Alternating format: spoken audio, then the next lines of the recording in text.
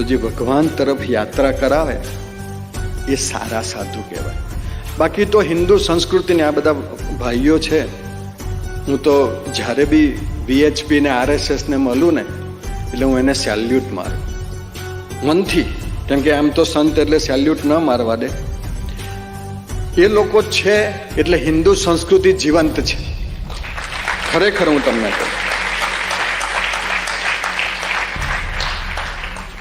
મારું થોડું બોલવાનું બહુ બોલ્ડ છે, મને બહુ થોડું સોફ્ટ બોલવાનું નથી ફાવતું, પણ હું તમને એટલું ચોક્કસ કહીશ કે તમારા ઘરમાં જો રામાયણ રાખવું હોય અને તમારા ઘરમાં જો ભગવદ્ ગીતા રાખવી હોય અને તમારા ઘરમાં વચનામૃત અને વાતો રાખવી હોય તો RSS ને VHP ને સપોર્ટ કરજો.